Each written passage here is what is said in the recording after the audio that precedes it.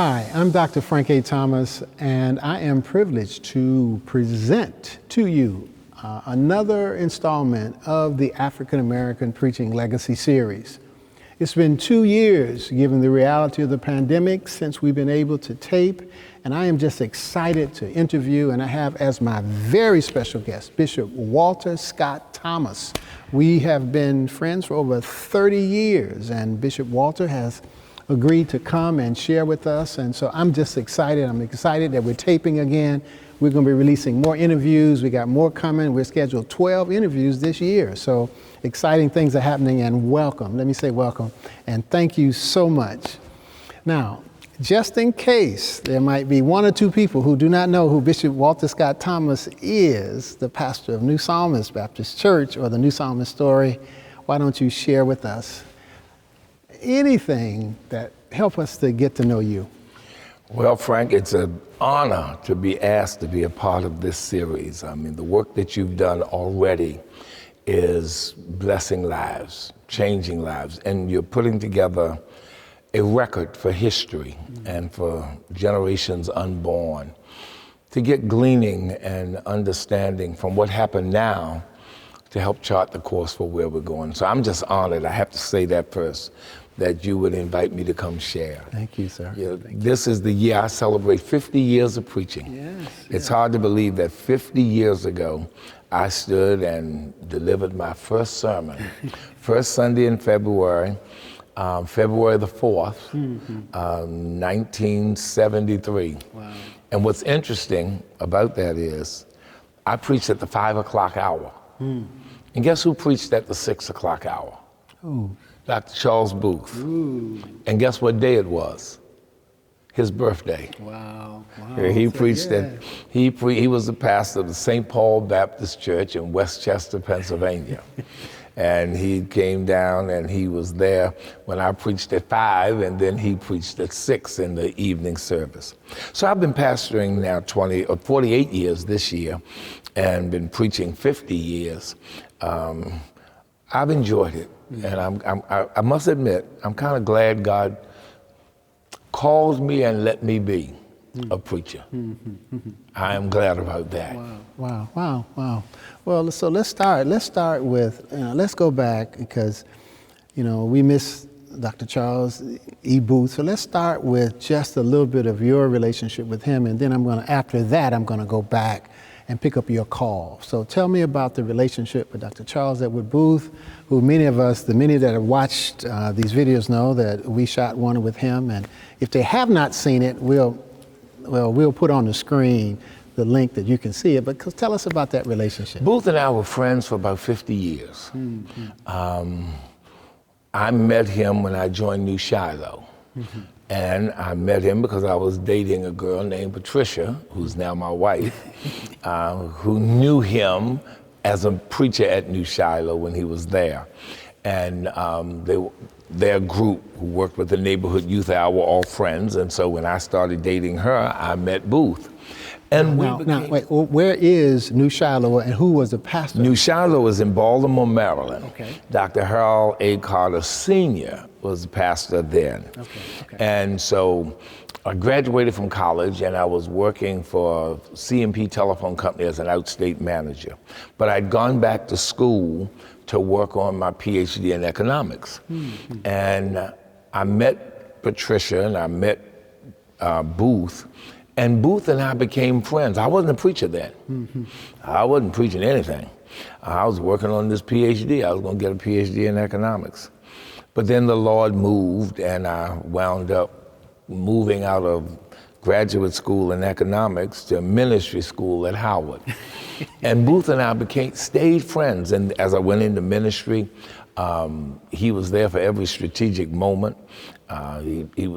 Every moment that I can think of, Charles Booth was there. He was, in a sense, my big brother. I have a big brother by birth.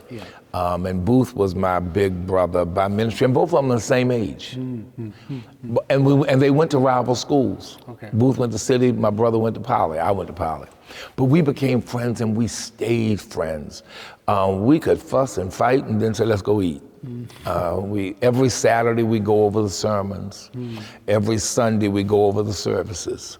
And we were a part of each other, of the fabric of each other's lives. And then I remember when sickness struck, some 7 or 8 years before it finally took its toll.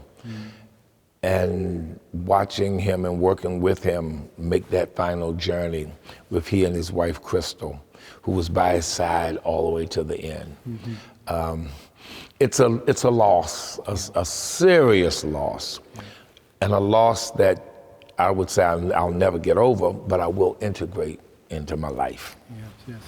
So what did you learn from Dr. Booth's preaching that affected your preaching, and how did you affect his preaching? You all were going over sermons together. Oh, we went over we worked on more sermons together. We read the same books. We listened to the same music. We were constantly sharing. There's a song I listen to just about every day.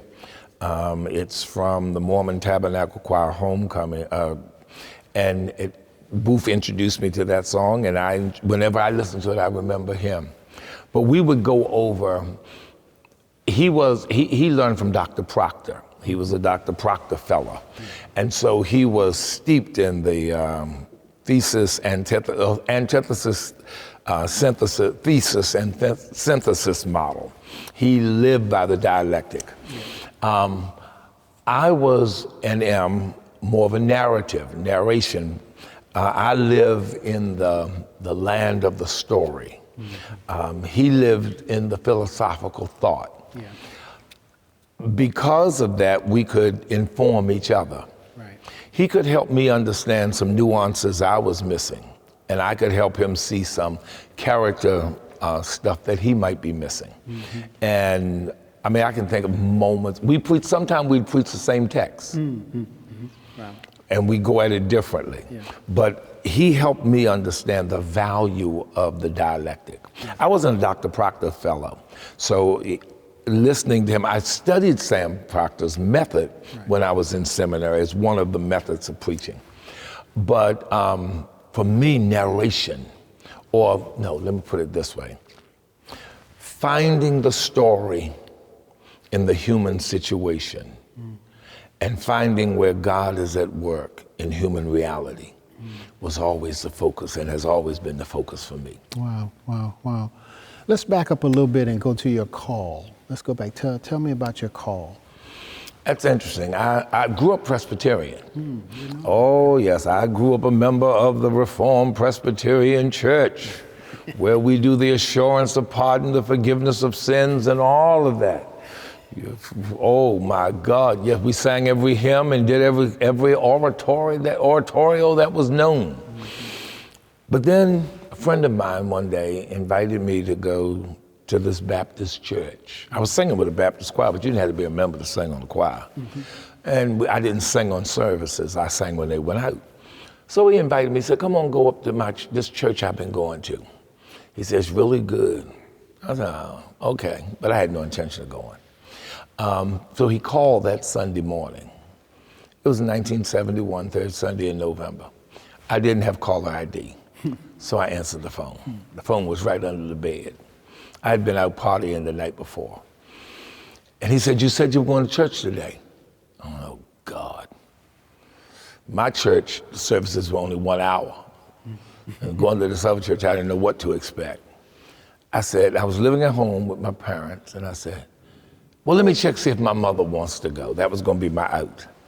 I said, Mama, you want to go to this church up the road Daryl told us about? She said, yeah, I think I want to go.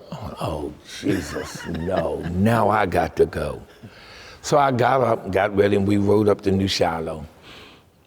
I had to hustle to find a parking space. There were no spaces. I said, what is this? Parked in an alley, I think. And then we went on in. Church was jam-packed. I'd never seen that many folk in a church in my life, ever. Not even on a movie. And they were everywhere, and the service was unbelievable. I sat there, little bougie dude from the ghetto with a college degree thinking he knew everything, and a couple little Presbyterian hymns under his belt. But I'd never heard anybody preach in such a way that it was worth listening to, beyond the sanctified sense of the preacher. The music was arresting, and the atmosphere was so unbelievable. I went back that Thursday for Thanksgiving Day service. I went back the first Sunday. I went back the second Sunday.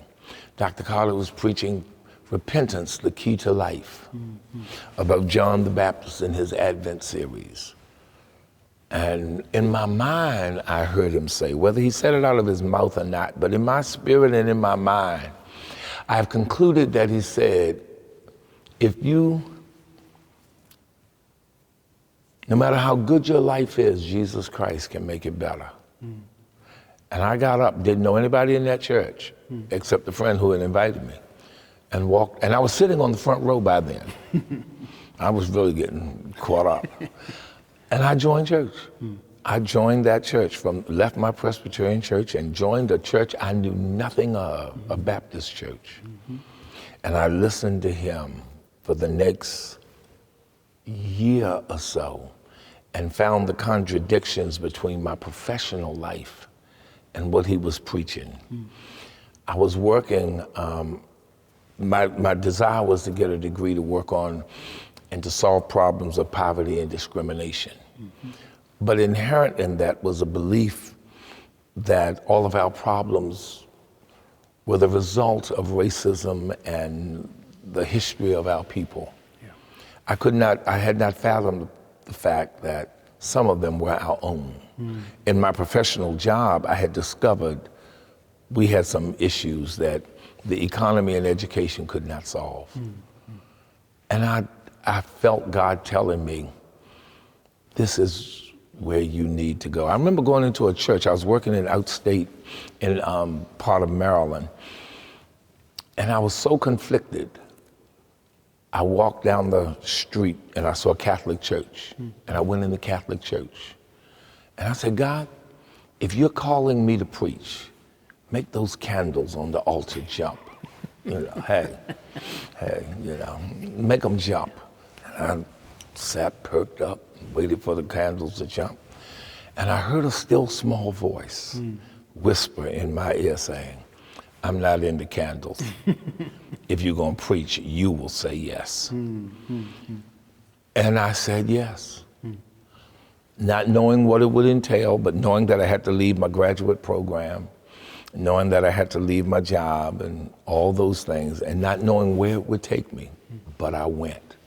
And that's how it happened. So what were the next steps? You mentioned Howard earlier, so tell me about the journey. Oh, yes.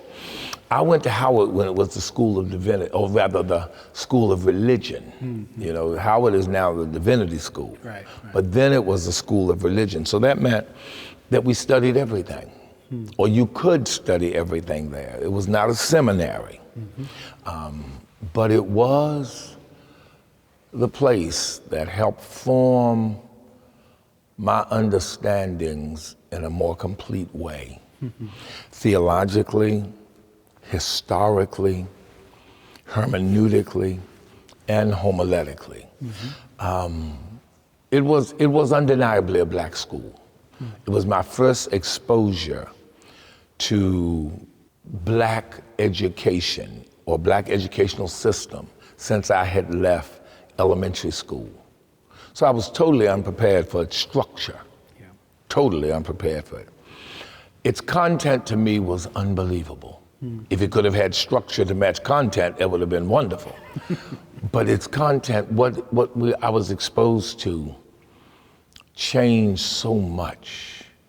I had all kinds of professors. I had J.D. Otis Roberts at the beginning of black theology. I mean, this is when he's writing about black theology and black reconstruction, black reconciliation.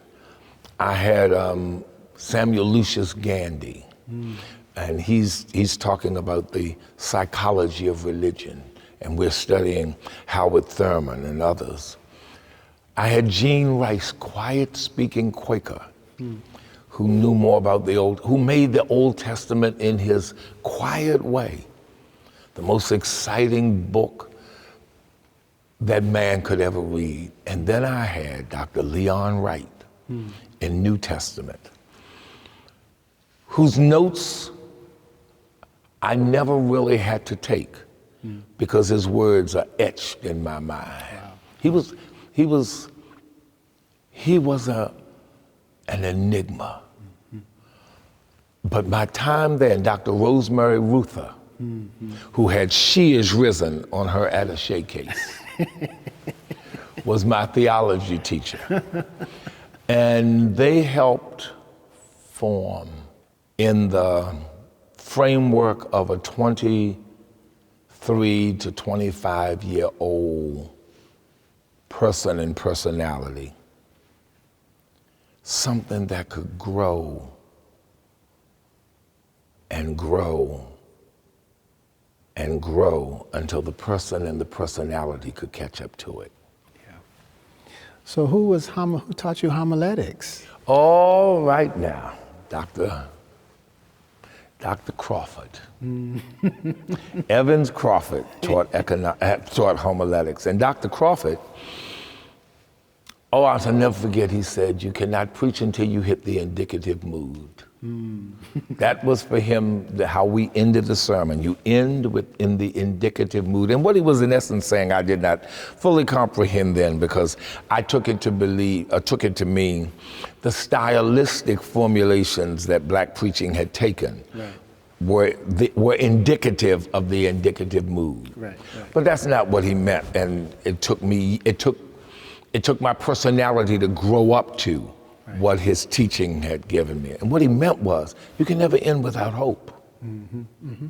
You can never end without an alwaysness of God. And that, Frank, for me, has become the pin to preaching. It ends a sermon, but it explains a life. You know, and what we do in our ministry efforts among people ends in the indicative mood, because so much of what we're doing is explanatory and trying to open eyes. But once those eyes are open, they're open to the eternal, to the everydayness of the indicative mood, that there's always a hope. Yeah. And he taught me O Expository 1, O Expository 2, the diamond, the Hegelian methods. He taught all of those and said, you can never preach and just use one. Yeah. You have to see which is appropriate for how you want to present. Now that goes to my business training. Business training says, form follows function. Mm-hmm. So figure out what you're trying to do and then look to see which methodology, which gives you the best way to do it. I want to give our viewing audience an example of what you're saying. So you told me about the sermon you preached yesterday. So show us and talk about the sermon, and then come down in the indicative mood so that the listener, the viewer, would be able to really receive what you're saying. Yesterday was one of the happiest moments of my life, because it was, now get what I'm gonna say, it wasn't the celebration of anybody else's thing, but me lasting 50 years. Mm-hmm. It was a personal victory. I didn't die with surgeries and other things that have happened. I didn't die. I buried on an average of 200 and some people every year during the pandemic. Wow. And I didn't die. I wasn't one of them. Amid everything that has happened and transpired, I lived. And I lived to see a major moment. I was wondering, what will I preach on this anniversary? And I heard the words of C.A.W. Clark. You remember that legend. Mm-hmm. Of course I do. I was a young preacher when he had preached 50 years. Mm-hmm. I was a young pastor. So 50 years was so way in the distance. And he preached, after 50 years, what shall I preach? Something to that effect. Right. And I remember thinking to myself, after 50 years, what am I going to preach? Am I irrelevant now? Is my mode of preaching, my desire for what I want folk to get out of step with what folk want? Am I serving a meal at a restaurant when folk want to go across town to just get something quick and fast? So what do I preach now? Spent all these years of first loving the Lord, then secondly, inquiring to be critical in my understanding of a text, to present what would be the best that could help folk make their own decisions about God. And now I'm in the late afternoon of life. Yes. And I don't see texts the same way. I see them almost like I did when I started. You know, I've almost gone full circle. So what do I preach? And that word from Corinthians, when Paul says to the church at Corinth, when he's trying to deal with them and their factions, he says, remember when I came to you, I didn't come with high, eloquent words or anything. I just came to you with Jesus Christ and him crucified. Yeah. And I distilled everything down to what shall I preach going forward? In this, probably the last lap around the race. What shall I preach? Jesus Christ and him crucified. Why? Because he is the Savior of the world. Yeah. Why? Because he is the manifestation of the power of God. He is change. But then the third one, Dr. Crawford, I can see him sitting there smiling in his own way as we would write those sermons, the indicative mood. Because one day, he's coming back. One day, no matter how we see this reality, it will end and a new one will begin. This is never and never will be the end. It may end, but it won't be the end for us. And we don't hear that anymore. Yeah. That preaching is lost to what we can get right now. That's right. But after you get right now, what's your indicative mood? And what do you hope? I hope that one day I shall see him as he is and hear him say, well done. If that is the end of this chapter, I know the next chapter will be more than glorious. Wow. Thank you. Tell me about preaching mentors. Oh, gosh. You mentioned Dr. Evans Crawford, but preaching mentors. Dr. Harold A. Carter Sr. undeniably was one of my mentors for this reason. You know, all of us preach out of different foci. I preach out of life situation. Charles Booth was a social philosopher. Dr. Harold Carter, Dr. Gardner Taylor was a poetic, heavenly presenter. Some others are doctrinal preachers. Harold Carter was a Christologist. Every sermon was Jesus Christ and him crucified. Every sermon was going to, as Spurgeon say, find the fastest steed it could and ride straight to the cross. You know I'm right. You heard him. You know I'm right. He was Jesus only. You're going to hear it. But what that did for me was help me understand Jesus. He blessed me in ways that blew my mind. Just his commitment to the gospel. Dr. Carter would write a sermon sitting in a chair, eating ice cream, at his desk. It didn't matter. He got a sermon jumping because he always felt that something should be portrayed. Dr. William Lawson from Wheeler Avenue. Yes. I heard him in the early morning of ministry. And he never raised his voice. But how he arrested me and put handcuffs on me to hear what he had to say. Yeah. and to accept it. Dr. Frederick Sampson, because the first time I heard him, I thought he said everything that could be said. I said, there's nothing else that can be said. The person said to me, he said, well, are you going tomorrow night? Are you going tonight? I said, oh yeah. He said, why? I said, because I think he said everything that can be said. I'm going tomorrow to see if there's anything left. And there was more. Yeah. There was more. I couldn't believe. So each one is, Dr. Carter is showing me the person of Jesus Christ. Right. Bill Lawson is showing me there's a way to communicate him. Frederick Sampson is showing me the inexhaustible nature of the preaching gospel. Dr. William Augustus Jones showed me the stamina and the use of language. Dr. Samuel Proctor showed me a gospel for every man, that you can preach to every man, to every person. The gospel simple, full, and free. Those were my preaching mentors. Dr. Alfred Vaughn is on the fringes, or he builds the frame for that picture, but also as a pastor. But those were the ones whose faces would be at my Last Supper, as having helped shape me into the preacher I am. Tell me about your sermon preparation process. How do you prepare a sermon? For me, a sermon has to come alive. I love movies and television. I think I was born for television. If they hadn't created it, they would have 2 weeks before I was born. Because movies and television, I live in the land of metaphors.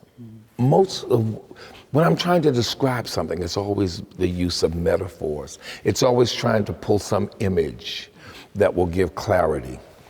And so for me, preaching is taking people into the original context, be it verse or pericope, be it a statement of commands or a painful situation. I wanna go back there, and I wanna focus on one of three things. I wanna focus on the setting.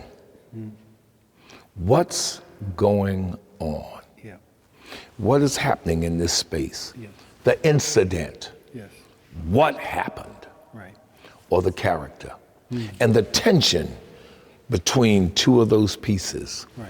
I want to sit in the director's chair. So when I read the Bible, I read it as if somebody has given me a movie script and asked me to produce it.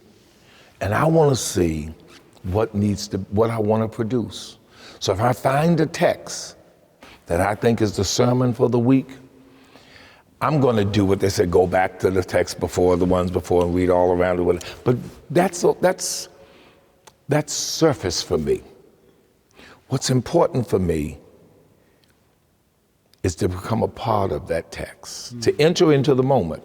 I think it's Butterworth who says in his History of Christianity that no matter how you try to tell history, you cannot avoid your own personal interpretations. Yes. They will always somehow color the way you see life. Yes. And so I enter the text with the permission to look at the people talking, to look at their faces, to hear their words, though I see them written, to hear what mood must they be in to say this. So when I'm preparing a sermon, I'm like a director of a movie, trying to see where we're going to focus the camera and what are we going to try to show to the audience. And then through use of words and verbal images, try to get that message across, because therein lay the message of the text. Yes, yes. So do you get the sermon idea first, or do you get the text first, or is it whichever comes? Most time they come together, but the way I would say naturally is the text first. Okay. I'm reading the story, and the story comes alive. I'm reading the story of Moses, of Jochebed taking Moses back to Miriam, after weaning him, he's 2 years old, and she takes the baby back to Pharaoh's daughter, and that baby's now going to grow up in Pharaoh's house. That's how we would read the text. That's how we would read the passage. Right. But that's not what I see when I stood in the chamber when she brought the baby in. She's bringing in this baby, she's walking him up, knowing that she's going to give him to Pharaoh's daughter. She'll still have some time with him. You know, he'll see her back, but it won't be much. And as she turns to leave, she hears Pharaoh's daughter say, "And his name shall be called Moses." What did Jochebed call him for 2 years? She didn't call him, "Hey, you." She gave him a name. Right. And this woman just summarily dismisses it and then dismisses her. And I hear the door shut when she goes out. And the baby she wrestled to save is now taken from her. She will not rear him. She will not watch him grow up. The door is shut. She has no right to Pharaoh's daughter. Right. How do you let that go? How do you let go of this? Right. And we as a people have had so many doors shut in our faces. We have so many moments that close down that we're supposed to accept. Right. How do you just accept this? How do you accept hurt that you can't articulate, tears that you can't stop, and you do not have permission to share it with everybody? Wow. Because your baby should have been dead. How do you, so the title of the sermon is, Let It Go. And the question of the sermon is the tension between the character and the incident is how do you let it go? How do you let, so that's my methodology. Yes. And the hermeneutic that drives it is that somewhere in the human mess, God has put a path, and the path is his presence in Jesus Christ. So do you use commentary? Oh, yes. Yes, sir. I use every resource known to man. Because number one, I want to find out what the words are. I want to make sure I am not misinterpreting. Right. Say there may be I may see a glance, I may see Jochebed standing at that door, looking strange. But I may have missed something in the exchange. So I want to make sure I want to make sure that she was just dismissed. Yeah. So I'm going to use the commentaries. I'm going to use as many as I can find to say as many different things as we learned how to write exegetical papers, everything that can be said. Right. But I'm not going to stop there. Right. I'm going to go to my psychology stuff, and I'm going to try to understand hurt. I'm going to read up on undiscussed depression. I'm going to read up on the impact of grief on family members. Yes. Because I got to know, how did Aaron and Miriam handle their mother coming home not being there for them? Yeah. And maybe that was the way to get her out of her funk, to make her recognize you got children at home that still need you. You can't die over this when they need to live with you. Right.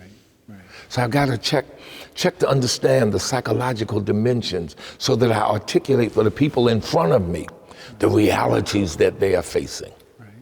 So I'm going to check as many different kind of resources as I can to give me help to understand how to show this movie and to preach it so they see it as a movie and see what I'm saying.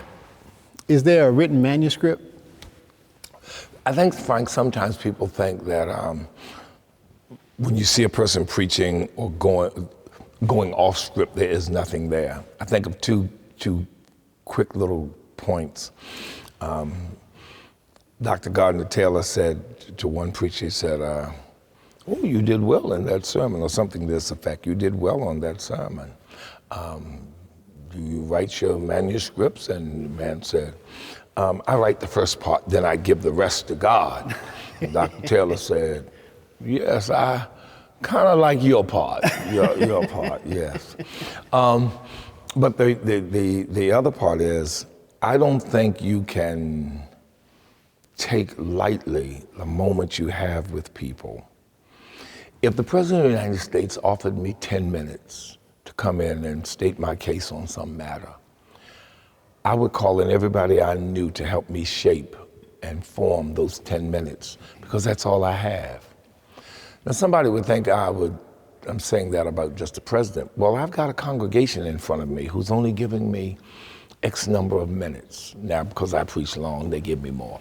But they're only going to take so much. So I've got to make sure I shape how I use that time so that I don't lose them to Facebook or Instagram or just rambling or just wishing they were out of there. I got to make sure I make my argument, my movie good. I can't have dead spots in this movie. So I have to write it. I write it this way. I have an introduction, a transition, and then what I call the points that elucidate the main theme of the sermon. Dr. Crawford taught me that every sermon should be able to be reduced and deduced to one sentence. So I have a one sentence idea that I'm trying to get across. And I'm writing it out. It will be about 20 some pages, but it's gonna be there. Right. So does the manuscript go to the pulpit, so that, or would you consider yourself a manuscript preacher, or what does the manuscript go to the pulpit? There are times it does and times it doesn't. In the younger years, it didn't. It didn't go.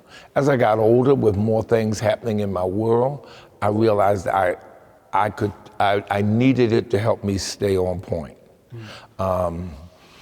But there are moments, and there are many, when I will not do that. When there is a comfort level with the moment, though I'm still anxious and nervous, but there's a comfort level that will allow me to say, I know what I'm going to say, and I know what's here. I'm okay to go without it. Okay. So tell me about the most difficult in 50 years of preaching, the incident or the situation when it was the most difficult for you to preach. Oh, though there have been many, the one that looms the largest was the death of one of my dear friends, Congressman Elijah Cummings. We always talk about preaching truth to power, speaking truth to power. It's a great line, and many of us have heard it over and over. The only problem is, seldom do we actually speak truth to power. We speak truth to powerless people. More often than not, we're speaking truth to the powerless. The powerful, I really don't think presidents spend a whole lot of time on YouTube on Sunday morning, and they're not on Facebook Live. But when Elijah and I were friends for forever. I remember when he was not even in politics, and when he went to Congress, and God put him in Congress. There's no doubt in my mind, God put him in Congress. He started out in obscure positions. And even when he was made member of the House Oversight Committee, it was not looked at as something significant. But he made it significant. He turned it from a book jacket to a book. And it became the prized plum that folk would want in these years that have come on since. And then he died. He came to church every Sunday. He and his wife, Maya Rocky Moore Cummings, in church every Sunday, every Sunday. I watched him go down, and I was there the day before he died. It was a sad moment for me. But then when he died, the funeral took on international scope. Folk were calling from everywhere, and Congress came in large numbers. I wrestled with, what am I going to preach? How am I going to preach this? And I written my sermon out. Of course, that day, with all of the cameras and everything, and I could not download it to my iPad. I said, now the devil, what's the great line? The devil is a liar. The devil is a liar. I'm going to get this on here. The devil is a liar. But I would not be outdone. My oldest son, pastors in Pennsylvania, came down and he was working with his dad again. He got my sermon printed out and got it ready for me, and I was all set. I'm sitting here with my manuscript on the pulpit. Claude Alexander sitting beside me on this side. Dwayne Dedman is on this side. And Claude sees me take out my pen, and I start writing. And Claude leans over to me and says, "You are not doing what I think you're doing." I said, "I think I'm doing what you think I'm doing." Dwayne Dedman says, and he's on the other side, and he leans over and says, "Are you sure you are doing the right thing?" Because my manuscript is in front of me. Right. I said, "Claude, I cannot preach this thing." I said, "This is not what God wants me to say." He says, "You're on CNN, C-SPAN, and everything across this country. Are you sure this is not it?" I said, "I think what God wants me to preach is why Elijah Cummings brought you to church." Claude said, "Well, I think at that rate, you better preach that." Dwayne said, "Oh God, here we go." And so I preached why Elijah brought you to church, why he wanted you to come to church. That was the toughest moment, and yet one of the freest preaching moments I ever had in my life, because the answer, what we talked about earlier today, I was living in that second naivete. I didn't need to be critically profound and lambast the congressmen and senators. I needed to let them know why one of theirs wanted you here. He could have had the funeral at the convention center, in Washington, anywhere, but he wanted you to come to his church. So why did he want them to come to his church? He wanted you to see what gave him the strength to fight the way he did. He wanted you to know that no matter what was thrown at him, he would still rise up to fight. And he wanted you to know that this was the kind of way it could end. So what was it that gave him the strength to fight that he wanted them to see? Elijah was in church every Sunday. He was the son of preachers.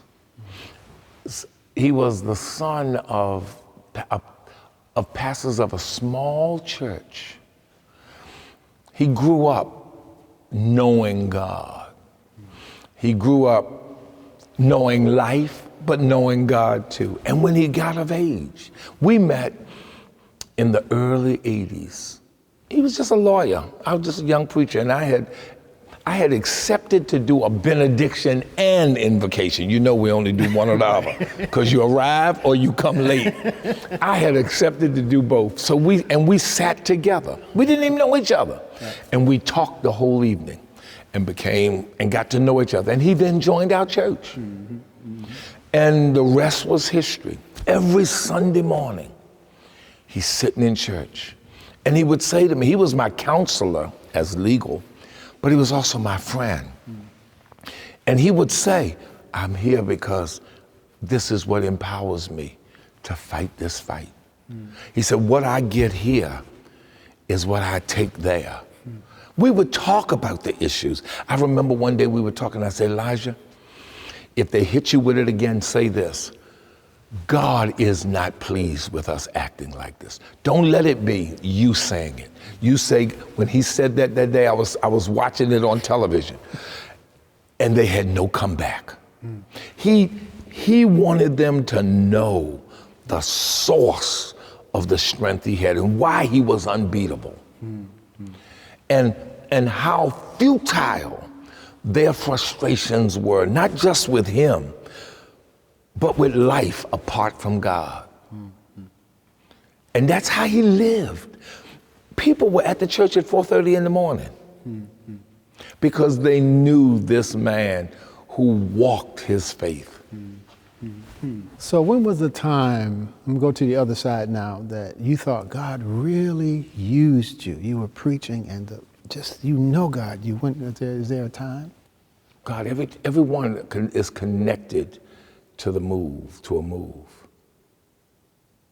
When we moved downtown in 1978, there was a parking lot right beside the church. I'm 28 years old, so this doesn't seem like a big event, but it was big to me. Right. We moved downtown, parking lot right next door. I'm moving from a church that doesn't even have parking. So we got parking in downtown Baltimore. And I get news that they're going to build a senior citizens building on that parking lot. I get notified around March, and they're going to take all of our parking. And I don't know what we're going to do. I open the Bible to read a text, and this is the text I read: where there are not enough graves in Egypt, that you brought us out here to die in the wilderness. I said, God, is this the word that I am to meditate on? Am I Moses now? I brought him out here to die. And that haunted me. What will they think? I'm 28. You know, I haven't been around that long. He brought us down here to die, this, that, and the other. And I was terrified. And the Sunday they shut the parking lot, I said, God, you gotta move. I was preaching a sermon, I think that was the Sunday I was preaching, Shields of Brass. When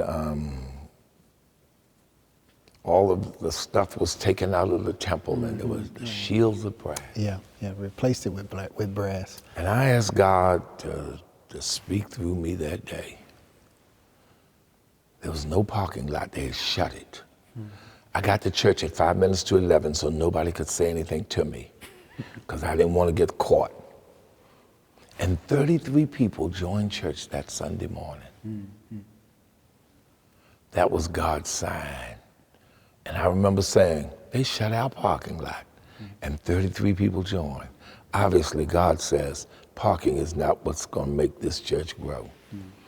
When we were moving uptown, they threw everything at us. And we almost couldn't even build. And the Lord let me preach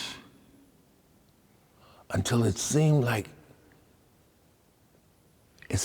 something broke in the house. And it wasn't so much the adversary stopping us. It was the fear of the people that were with us that we could be stopped. And it broke. And we went forward. Building the one we're in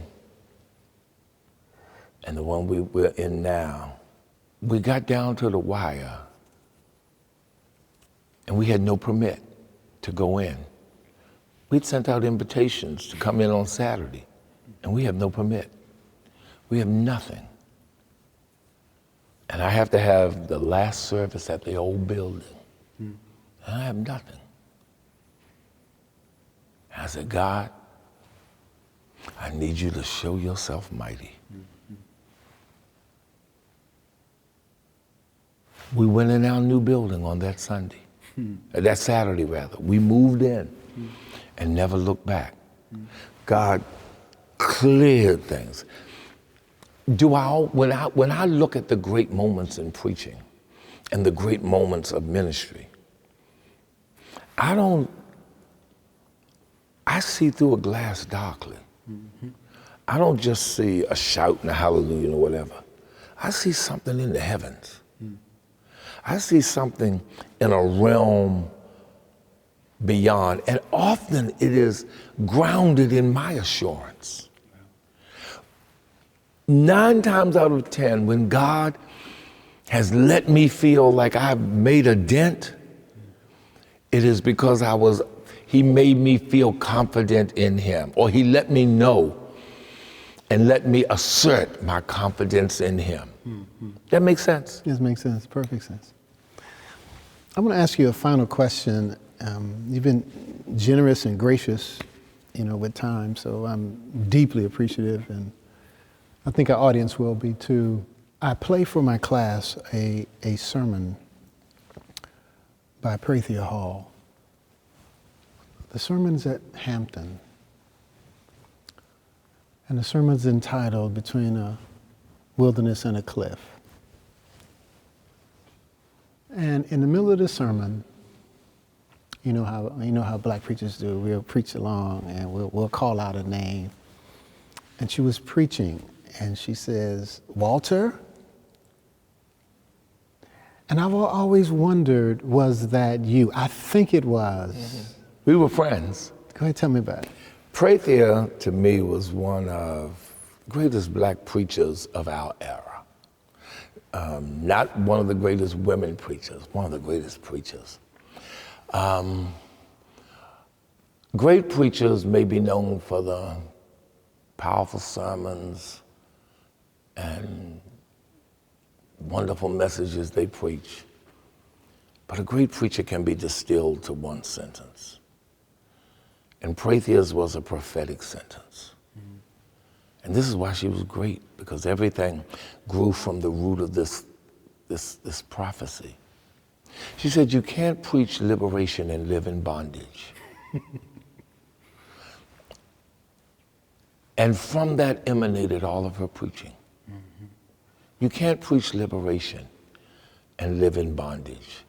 I thought the world of Prathia Hall when she just was. She was the prophet who wore the prophet's mantle. And what I mean by that is, her church was not big. Oh, by no stretch of the imagination. She ministered in a climate that did not always welcome her presence. She preached with an audacity that should have been reserved for men. She gave everything she had in a race to which she would seldom win applause. But she never quit because she refused to live in bondage. And there was inside the mystery of her misery a place of satisfaction. I so appreciated her. The thing I fear in today's preaching is that so many have not learned the value of all of the ugly side of life that finds its way in the preacher's path. That Isaiah will meet Manasseh. That Jeremiah will be thrown in a cistern. That Elijah will be surrounded and will find satisfaction in a servant coming back saying, I see what you're talking about. I don't know if we are ready, if those who are coming along are being taught that that's a part of the prophet's path. But it's what strengthens the prophet. You shall not die but live. Eat, rest, for the journey is too much for you. If you have run with the footman and he has wearied you, how will you contend with the horses? You know, it is that awareness that you too walk on that path you chose by faith, that you believe ends in the indicative mood, even though you ain't in it right now. But you're preaching to a people who also aren't there. But you can tell them with every fiber of your being that begins to be seen through the dimness of their spiritual eyes, there's a bright side somewhere. And don't you rest until you find it. I'm not there yet. It's Martin King. I may not get there with you. Yes. But I've seen, mine eyes have seen the glory. It is, that's, if I were to sum up it all, that's the hope to which I aspire every week. Whether I succeed or not in these years of my life is sometimes questionable, because strength doesn't always match zeal. But it is the zeal, it is the aspiration to which I go to that desk. I too am walking where you are, but there is a bright side, and there is a path to that side. And we cannot lose the wonder while we deal with the worry. I don't want to shout on the video, so I'll do that in the back. But there is a bright side somewhere. Somewhere. I am going to close this interview and just thank you so much. There are no words for the richness of our time and the lives that will be touched and blessed. But I feel it appropriate to give you the last words of anything that you would like to say. I may have not have asked you. You want to come back. I want to give you these moments for the closing word, and then one last thing. But I'll give you these closing words. What? No question, just your heart. Whatever you like to say. Frank, I believe that a new era is dawning around us. A moment that can birth tremendous fear, but a moment of unbelievable opportunity. I am so hopeful that those who come behind us will seize the opportunity by expanding the borders of their thinking, that they will allow themselves to feel the kingdom as much as discuss the kingdom. Because God has given us a moment, unlike any that I've had the opportunity to share. I just wish, I wish for those who will have it in its fullness, that they use every tool that he gives them to share the amazingness of the kingdom. There is no reality and this is spoken by a black man who grew up in the ghetto. There is no reality to compare to the kingdom. I live in God's reality. God has taken my reality into his. I don't take his into mine. His is bigger than mine. And every now and then when I'm crying about mine, I get to experience his. And in this age when so much is happening, this cyber digital reality is coming among us. We have physical space or real space, and we have cyber digital space.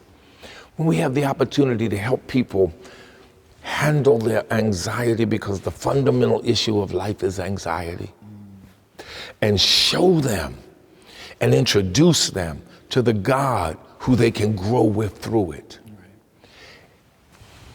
I just hope that we don't get caught up in the isness of our efforts, and that we get overtaken by the shall be's of our efforts. Well, thank you, sir. Just final word. Anything, word of encouragement to the PhD program? What do you think about it? Anything you want to say about it? You were instrumental in part of the group formations and the discussions ahead of the program, and it's doing amazingly well. I would say, because you and I are a part of the same generation, what you're doing has not been seen among us. When you first mentioned the idea, and I can hear you floating a thought like a leaf on air as it floats past different groups you spoke to. And everyone listening, but not thinking that there would ever be any fruition to this, because number one, it was going to be an eternal program for those in it. So all of those of us who were listening realized we were out of the subject, out of the set of those who would be chosen. And it was going to be rigorous because you were in charge of it, so we knew it was going to be demanding. But you floated an idea to create a space in the African American academic community for PhDs, for scholars, for researchers, and those who have taken the plunge have found that they could swim in cold water for longer than a dive. I think this is one of the most interesting opportunities of the future, because the future is going to require folk who can dig in to rigorous stuff. But these same minds that you're molding now are going to get older. And the joy that they once knew, where is the joy we knew? Where is the blessedness we knew when first we met the Lord? Where is the soul's refreshing view of Jesus and his word? They're going to get old in scholarship, but that scholarship is going to enable them to return to that naivete that they started with. And when they are heard then, when they are heard with all of this under their belt, and in the words of the song, preach the gospel simple, full, and free, men and women's lives. You are seeding the earth with a generation that's going to be more valuable than they ever could imagine. Thank you for what you're doing. Thank you for what you're doing.